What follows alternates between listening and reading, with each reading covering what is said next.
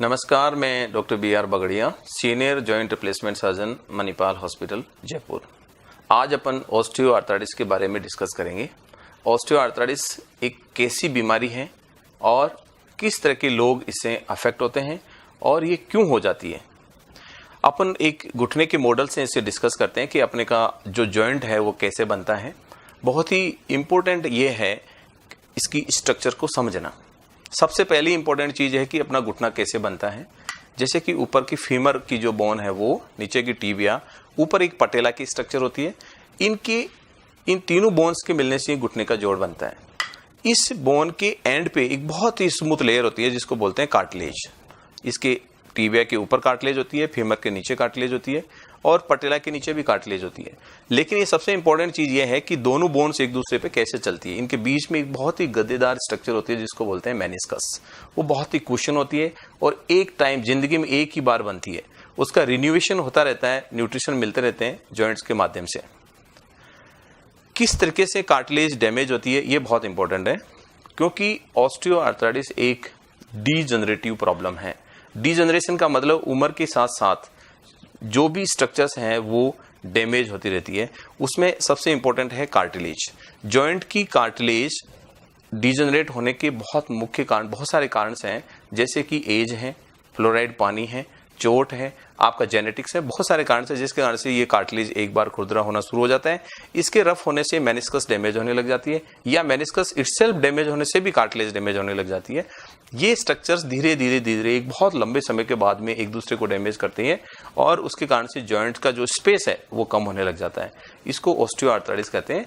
Osteoarthritis को अपन कई grading में डिवाइड कर सकते हैं, लेकिन उसके लिए अपन को एक प्रॉपर एक्सरे की जरूरत होती है। जब भी इस तरह के कोई पेशेंट आते हैं तो हम उसको पहले क्लिनिकल सिम्टम्स उसके इवेल्यूट करते हैं, उसके बाद में उसको रेडियोलॉजिकली इवेल्यूट करते हैं। रेडियोलॉजी में ये जज करते हैं कि इस पेशेंट को किस तरह का ऑस्टियोआर्थराइटिस और किस लेवल का है। यदि स्टेज 1, स्टेज 2, स्टेज 3 या स्टेज 4 इनमें डिवाइड करते हैं। स्टेज 1 और स्टेज 2 यदि पेशेंट को ऑस्टियोआर्थराइटिस है तो उसको हम मेडिकल ट्रीटमेंट देते हैं, कंजर्वेटिव ट्रीटमेंट देते हैं। ये बहुत इंपॉर्टेंट है, हर किसी को समझना बहुत जरूरी है कि ये ग्रेड 1 और ग्रेड 2 है, ये मॉडिफाइबल है, इसको आप रोक भी सकते हैं और ठीक भी कर सकते हैं। इसके लिए आपको प्रॉपर एक लाइफ स्टाइल मॉडिफिकेशन की जरूरत होती है। अब लाइफ स्टाइल में सबसे इंपॉर्टेंट चीज है कि यदि अपन ट्रीटमेंट पार्ट को लेकर चलें कि ऑस्टियोआर्थराइटिस का क्या ट्रीटमेंट है। बहुत सारे लोग चिंतित होते हैं, कई बार यंग एज में भी, 40 साल की एज में भी ऑस्टियोआर्थराइटिस हो जाती है। हालांकि मुख्य रूप से ऑस्टियोआर्थराइटिस 60 के बाद में ही होती है, क्योंकि ये एज रिलेटेड प्रॉब्लम है।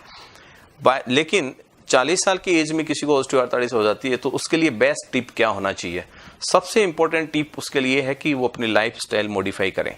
अब लाइफ स्टाइल मॉडिफाई में क्या करें, सबसे इंपॉर्टेंट है अपना वेट कम करें। यदि उसको रोजाना सीढ़ियां चढ़ने की आदत है तो उसको कम करें। यदि नीचे उकड़ू बैठने की आदत है तो उसको रोकें, आलती फालती कम बैठें और इंडियन टॉयलेट को अवॉइड करें और वेस्टर्न टॉयलेट यूज करें। साथ में उसको अपने मसल्स को स्ट्रेंथनिंग वाली जो एक्सरसाइज है, क्वाड्रिसेप्स एक्सरसाइज है, वो किसी भी लोकल फिजियोथेरेपिस्ट या उससे परामर्श लेके उसको लाइफस्टाइल में चेंजेस ला सकते हैं।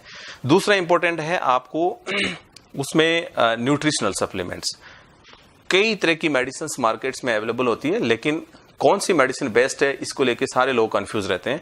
मैं मानता हूं कि ऐसी कोई मेडिसिन नहीं है जो डायरेक्टली ऑस्टियोआर्थराइटिस को ठीक कर दे, लेकिन ऐसे बहुत सारे न्यूट्रिशनल सप्लीमेंट्स जो मार्केट में अवेलेबल हैं जिनको अपन लेके ये पेशेंट्स को एक तरह का प्लेसिबो इफेक्ट भी देती है और कुछ लेवल तक पेशेंट को ठीक भी करती है। ये मेडिसिन मार्केट के अंदर अवेलेबल है। तीसरा बहुत इंपॉर्टेंट है कि भाई वो अपना फिजियोथेरेपी रेगुलर करे, योगा रेगुलर करे, और यदि आपका लेवल एक्सीड हो जाता है या आप मैकेनिकली आपका जॉइंट डैमेज है तो आप जॉइंट की किसी भी स्पेशलिस्ट से कंसर्न करके मैकेनिज्म करेक्ट कर सकते हैं। लेकिन यदि आपके जॉइंट में ग्रेड 3 या ग्रेड 4 ऑस्टियोआर्थराइटिस तक आप पहुंच गए हैं तो उस लेवल पे आपको फिजियोथेरेपी या आपका जो मेडिसिनल जो पार्ट है वो एक लेवल तक काम नहीं करता। उस लेवल में आपको एक सर्जरी की जरूरत पड़ती है। वो उसमें सबसे बेस्ट जो सर्जरी के ऑप्शंस जो मार्केट में अवेलेबल है वो बहुत सारे हैं। उनमें से सबसे मुख्य रूप से हैं वो है कि भाई आप इनिशियल स्टेज में यदि कोई बहुत हल्का डैमेज है तो आर्थ्रोस्कोपी की हेल्प लेकर के उसमें दूरबीन से यानी दूरबीन से उसकी सफाई भी कर सकते हैं जॉइंट की। दूसरा इंपॉर्टेंट है कि आपका यदि मीडियल कंपार्टमेंट पर डैमेज हो चुका है तो उस कंडीशन में आप उसको आधा जॉइंट वाला जिसको कहते हैं पार्शियल नी रिप्लेसमेंट भी कर सकते हैं। यदि आप उसका जॉइंट और ज़्यादा डैमेज हो गया या दोनों पार्ट जॉइंट की जैसे कि ये दोनों पार्ट जो डैमेज हो गए हैं तो उस कंडीशन में आपको टोटल नी रिप्लेसमेंट की भी जरूरत पड़ सकती है। इस फेज में अपन ने ऑस्टियोआर्थराइटिस की अर्ली स्टेज के बारे में डिस्कस किया, ऑस्टियोआर्थराइटिस कैसे होता है और इसको कैसे प्राइमरीली मैनेज किया जाता है। लेकिन नेक्स्ट टाइम अपन इसकी एडवांस स्टेज और उसके ट्रीटमेंट के बारे में डिस्कस करेंगे कि एक एडवांस स्टेज में जॉइंट रिप्लेसमेंट का क्या रोल है और इसका लोगों को कितना बेनिफिट मिलता है। धन्यवाद।